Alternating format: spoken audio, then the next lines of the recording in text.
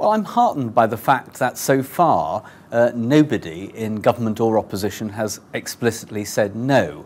Now, you might think that's a fairly mild reaction from me to government and opposition not ruling it out. But if you look at the history of earlier major reviews of local government funding, Layfield and Lyons, I think although they were great reports, at the time the government of the day didn't find it possible to go very far with them. So I realise we're going to have to work with the ideas contained in the LFC report, and the fact that both government and opposition have treated them carefully and said they'll look at them and haven't explicitly rejected them gives me hope for the fact that we can create some progress here.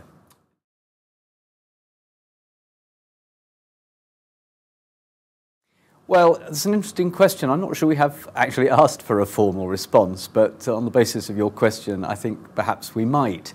It would be good to get the government to lay out exactly what it thought of the report, strengths and weaknesses, and so we all know where we're going and where to press further and where to revise perhaps what we've suggested. But so I think we do want the government to respond. It would be good to see what they think.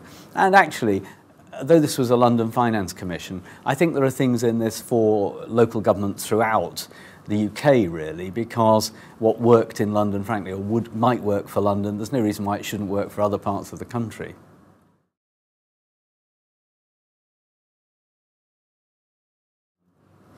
Well, I mean, local government in some ways is its own worst enemy. It's managed the deepest, or some of the deepest cuts made to the public sector remarkably well. And I fear in the slightly eccentric logic of the core of government that that will have encouraged central government, particularly the Treasury, to think, well, if they've managed so well thus far, why not, keep up that pressure? And of course, this allows government to avoid the deep cuts that would otherwise have been necessary to the health service, to schools, international development and so on. So we're stuck in a weather pattern really here, with local government taking deeper cuts than any other part of the public sector, certainly any other part providing major welfare services. And I don't think that can go on forever. It's clearly going to happen in 2015-16. But at some point, having such an asymmetrical approach to reducing public expenditure, which takes local government and indeed some parts of the Home Office and Justice Department and Business Department, takes most of the cuts or puts most of the cuts onto them, leaving health, schools, international development, and up till now welfare untouched or growing. I mean, that can't go on forever.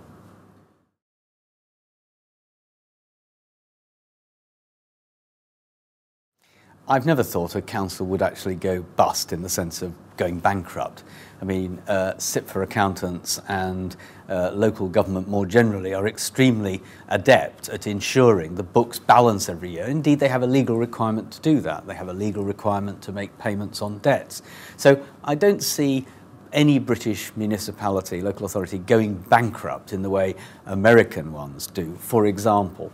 But what I can see happening over time is perhaps some smaller districts effectively being incapable of delivering on their statutory duties. I mean, actually running out of money to provide the services by law they need to, which isn't bankruptcy, but it's pretty bad if it happens.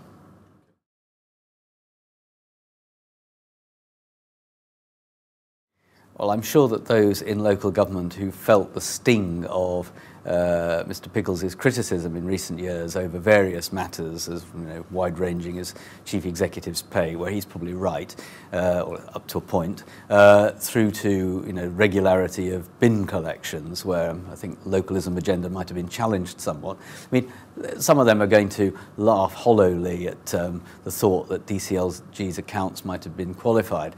But in fairness to Eric Pickles and his ministerial colleagues, they have at least been consistent with the government's overriding objectives, which is the more than can be said for many other departments of Whitehall. So that DCLG has slimmed down. I think it's going to move actually into the Home Office as evidence of how much it's managed to reduce its scale. And they've done what the government says it's trying to do. I think the rest of Whitehall has a very long way to go to behave in a way that's consistent with the government's overall objectives. After all, there's as many departments as there ever have been, with as many permanent secretaries, more ministers on the payroll vote, I think, that at any time in history. If there's a need for a bit of lean government, perhaps inside the core of Whitehall would be a good place to look next.